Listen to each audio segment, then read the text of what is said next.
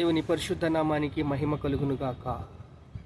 అపోస్తుల కార్యములు 2:36 మీరు సిలువ వేయబడిన ఈ యేసును దేవుడు ప్రభువుగాను క్రీస్తుగాను నియమించెను. మీరు సిలువ వేశారు.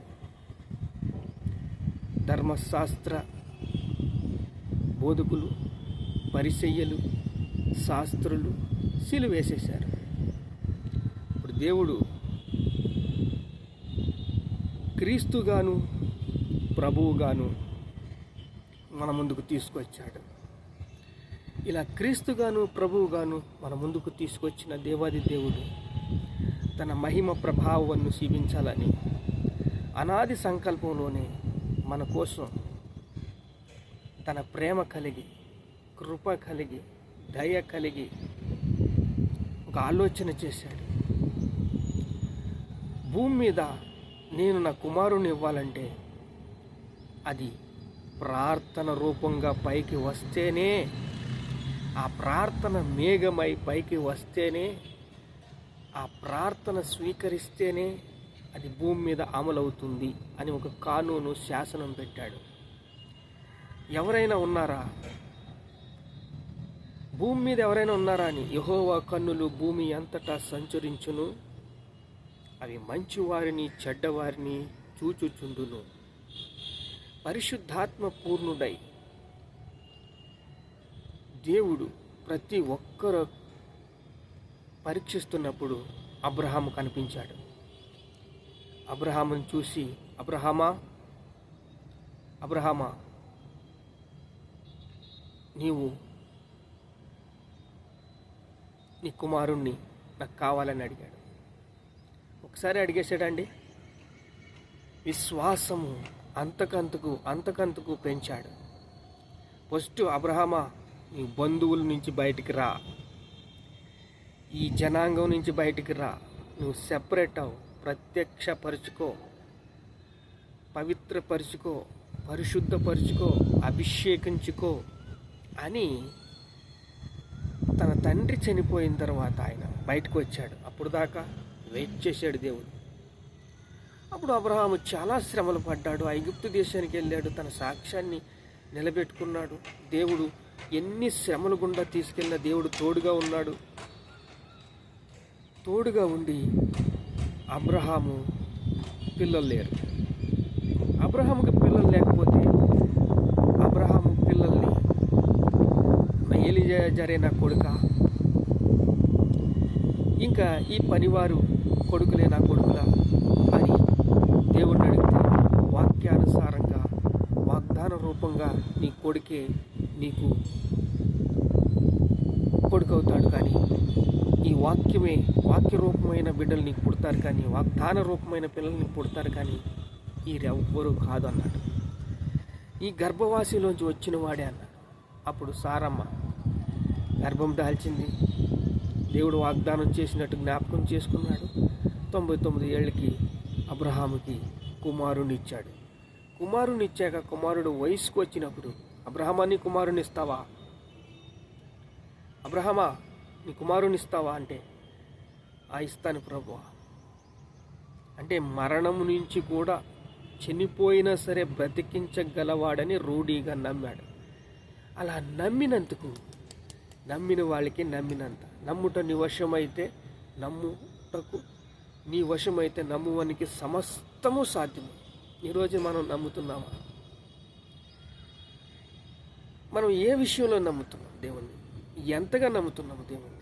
ఎలా నమ్ముతున్నావు దేవుణ్ణి? దేవుడి మీద నమ్మకము ఎలాగున్నది? ఎంత స్థాయిలో ఉంది? దేవుడు పరీక్షిస్తాడు. ఇప్పుడు అబ్రహాం దేవుడిని నమ్మాడు, అది అతనికి నీతిగా ఎంచబడింది. తన కుమారుని ఇచ్చాడు. అలా బలిపీఠం మీద దహన బలి చేస్తుండగా అబ్రహాం ఆగు అబ్రహమా అని అబ్రహాముని ఆపి, నీ కుమారుని కాదు నా కుమారుని ఇస్తానని చెప్పి ఆ కుమారుణ్ణి సిలువ ఎక్కించి రక్తం కార్చి కొట్టబడి దున్నబడి చీల్చబడి మనకి సాక్షిగా తీసుకొచ్చి, ఇదిగో మీరు సిలువ వేసిన ఈ యేసును, అపోస్తుల కార్యములు 2వ అధ్యాయము 36వ వచనం, మీరు సిలువ వేసిన యేసును దేవుడు ప్రభువుగాను క్రీస్తుగాను నియమించెను. ప్రభువు అందరికీ ఇప్పుడు యేసు క్రీస్తు ప్రభువు పరిశుద్ధుడు. తన మహిమ స్వరూపాన్ని ప్రభావాన్ని అందరికీ చూపుతూ మనల్ని పవిత్రపరుస్తూ బాప్తీసాలు ఇస్తూ పరిశుద్ధాత్మని వరము ఇస్తూ మనలో నివసించడానికి పరిశుద్ధాత్మని ఉంచి వాగ్దానాన్ని మనకి వాగ్దాన రూపమైన తన రక్తాన్ని అర్పణగా ఇచ్చి మనల్ని పరిశుద్ధపరిచి పవిత్రపరిచి వాగ్దానాన్ని నిలబెట్టుకున్న దేవుడు, క్రీస్తుగాను ప్రభువుగాను నియమించిన దేవాది దేవుడు మనల్ని పరలోకానికి తీసుకెళ్ళడానికి తన నివాసాలని చేస్తున్నాడు.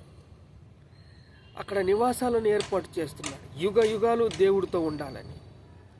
ఇప్పుడు ఈరోజు రక్షణ పొందుకోవాలి అని ఎందుకు రక్షణ వస్త్రము? రక్షణ ఎందుకు? దేని గురించి రక్షణ? రాజ్యత్వానికి సంబంధించింది రక్షణ. పరలోక వారసులుగా నియమించడానికి రక్షణ. రాజ్యత్వము రాజుకి ఏమేమి ఉంటాయో అవన్నీ కూడా తన కుమారునికి వారసులుగా నియమిస్తాడు. అన్ని సంపూర్ణంగా మనకి ఇస్తాడు.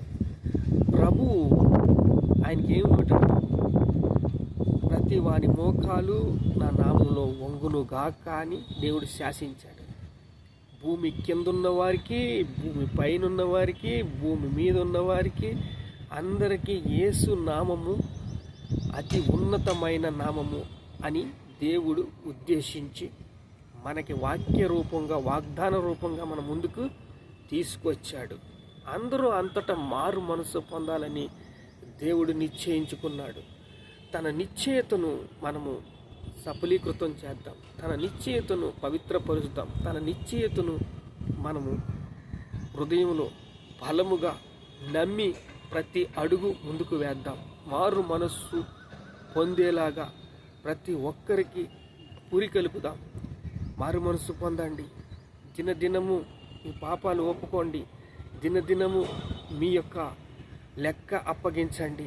దినదినము మీరు దేవుని ప్రేరేపితమై ప్రార్థన చేయండి. ఆత్మల సంపాదన కోసం భూమి మీద ఏదైనా ఒక మనిషి చేసిందే దేవుడు అర్పణగా పరిశుద్ధంగా పవిత్రంగా మార్చి దాన్ని ద్రవ్య రూపంగా మన ముందుకు తీసుకొస్తాడు. ద్రవ రూపంగా మనకు తీసుకొస్తాడు.